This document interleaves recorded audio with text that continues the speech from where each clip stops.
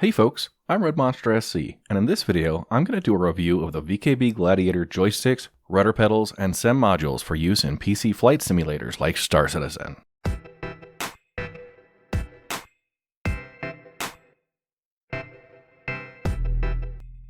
Before we get started, this video is sponsored by VKB, who was kind enough to send me some of their hardware to review.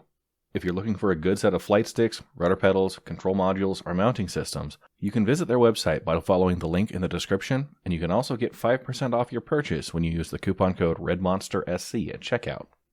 VKB's build quality is fantastic, as well as their customer support, which is why I chose them when purchasing my flight setup almost 2 years ago, and why I was excited to get an opportunity to review some of their latest hardware and upgrades.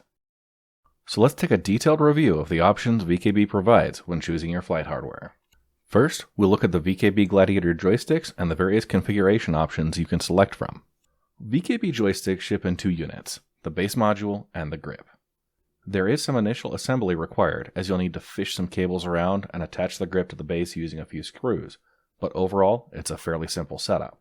You can choose the spring strength, which affects the force with which the grip returns to the center position. The packaging includes both a soft and strong spring, and the X and Y axes can have different spring strengths applied to each. The soft spring is included as the default assembly, however, you can swap out the spring strength at any time by removing the metal base plate. The metal base plate provides a wide footprint with a good amount of weight, making it easy to move the joystick around your desktop while still having enough support to keep the stick steady when your flying gets intense.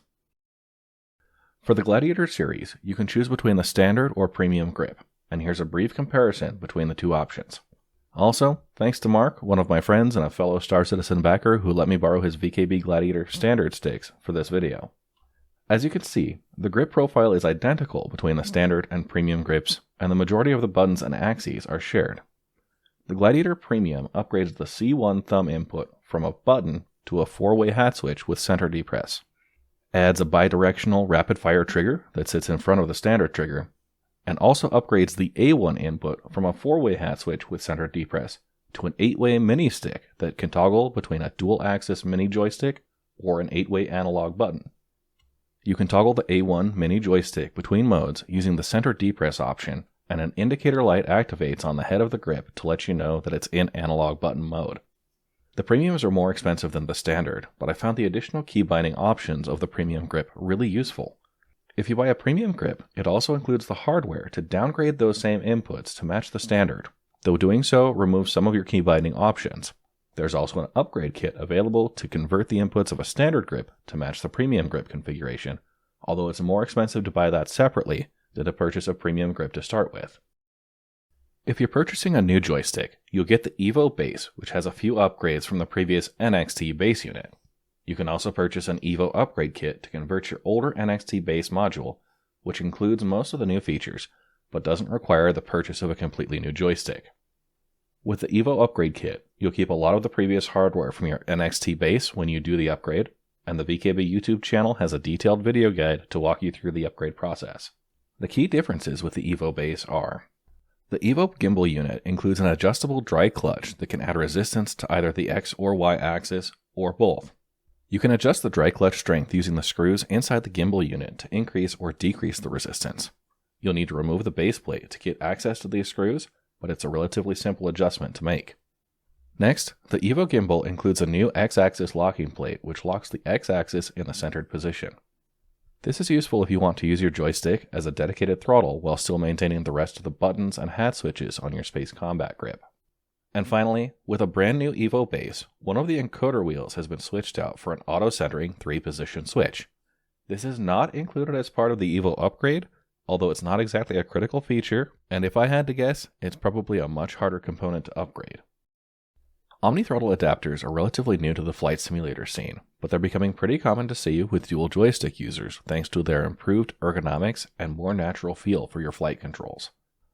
The Omni-Throttle adapter rotates your grip 45 degrees to the inside, shifting your Z-axis from a horizontal movement to a more vertical movement. The adapter sits between the joystick grip and the base module, making your joystick look more like a throttle handle, but still allowing you the full 3 axes of movement. You can get the joystick pre-assembled with the Omni-Throttle adapter, or you can buy the left or right-handed adapter to add to an existing VKB grip. If you purchase the Omni-Throttle Adapter as a standalone unit, you will need to disassemble part of your grip to remove the old Z-axis sensors, which are then replaced with the new Omni-Throttle Adapter. In addition to joysticks, there are a few extras you might consider adding to your flight setup. The VKB Mk.IV T-Rudder Pedals provide a single axis of control with no additional buttons or switches. They have a sturdy steel construction with a few adjustments to make their use more comfortable. First, you can easily adjust the spacing on the footrest to accommodate a shorter or longer footprint. Just loosen the two set screws near the front of the unit and set at an appropriate distance. And second, you can adjust the force of the spring to require more or less force to move the pedals, although making an adjustment does require a more involved disassembly process. You'll need to open up the cam unit, detach the springs, and then adjust the bolt between the normal and high force positions before reassembling the unit. You can find a detailed video guide for making this adjustment on the VKB YouTube channel. The Side Extension Module, or SEM, is an add-on module that can be attached inline to an existing Gladiator base model to extend its functionality, or it can be used as an independent device with the optional USB control module. You can choose the standard module or the inverted module, which will both have the same number of controls, although the standard module is what will fit best if you're attaching it inline to an existing base. The SEM includes a couple of sliders with swappable detent blocks, allowing you to configure them for 2, 3, or 4 positions, or removing the detent block entirely to act as a free slider. There are also a number of function buttons that can be configured for whatever key bindings you find helpful. I definitely recommend following the VKB setup guides when you're first configuring your SEM module, as the detent configuration needs to be programmed on the device before you can start mapping buttons. And while I don't have any of the additional hardware in person to review, there are several additional flight sim devices available on the website, including alternative grips, the gunfighter base, as well as throttle quadrants and other accessories. You can find all the hardware I've reviewed and more over at the VKB website. And don't forget to use the coupon code REDMONSTERSC for a 5% discount. The VKB website and YouTube channel provide detailed instructions for setting up and calibrating your devices. They also have their own Discord server with dedicated channels for specific games where you can ask for feedback or pre-built profiles from players who have experience with the most common games. There's also a few troubleshooting and configuration apps that you can download from the VKB website, which will help with your initial device configuration and calibration. And again, all of these resources are going to be linked in the video description below. Now let's talk about my current flight sim setup. My left joystick is an Evo Gladiator Premium with the Omni-Throttle Adapter. I've mapped all of my strafe or translational controls here, with forward and reverse thrust on the x-axis, strafe left and right on the y-axis, and strafe up and down on the tilted z-axis, so it feels a lot more natural when strafing up or down. For my right joystick, I have a Gladiator Premium with the upgraded Evo base unit. I've mapped my pitch controls to the y-axis and yaw on the x-axis. This may seem a little unnatural if you're used to atmospheric flight in something like DCS World or Microsoft Flight Simulator, but I mainly do spaceflight and feel like I can get more accurate targeting and directional controls this way. I've had a bad habit of inducing z-axis rotation during intense maneuvers that affected my targeting precision. So, instead of having a roll on my joystick, I reserve the z-axis for mining laser power and instead use my rudder pedals to control my roll axis. Doing it this way means I don't have to take my hands off the sticks when mining, and I get fast, responsive control of my laser power settings while still maintaining full control of my vehicle. I also don't have to struggle with accidental roll inputs while dogfighting. I recently added a SEM module to the mix as well. This provides me with a few axes to run laser power controls from, and the B1, B2, and B3 function buttons are perfect for activating laser modules. I hope to have a SEM module mining keybind setup prepared in the next few weeks for those who are looking at their first upgrades from a keyboard and mouse, but don't necessarily want to dive in with a full joystick setup. For all the VKB products I've used, the inputs are firm with good tactile response that makes it easy to know when a button or switch has been activated, and there's no extra wiggle when trying to activate the inputs. The grips themselves feel very sturdy, with a comfortable textured surface that feels significantly better than other joysticks I've used in the past. All the products I tested are made with high quality materials, and there's enough heft to them that they won't slide around on your desk or floor. For the joysticks, the amount of controls you have at your fingertips is amazing. The premium grips have enough buttons that I can manage just about every ship system in Star Citizen while still having a few buttons to spare, and I'm sure that the standard combat grips would do just fine if you're willing to rely on a keyboard or accessory panel for some of the other systems. I think the adjustable strength springs are a great touch, and the dry clutch on the Evo base really lets you fine-tune your flight experience. The Omni-Throttle Adapter also sits at a perfect angle, and having the twist axis rotated upwards feels a lot more natural when using it for a strafe up or down input. The rudder pedals are simple, yet well made, with enough weight that it doesn't slide across the floor when in use. There's a soft center, so I occasionally find myself putting a little unexpected input on the roll axis, but that's easily solved by moving my feet off the rudders when not in use. I also like that I can place my feet flat on the floor underneath the pedal arms so that I can vary my position and avoid fatigue.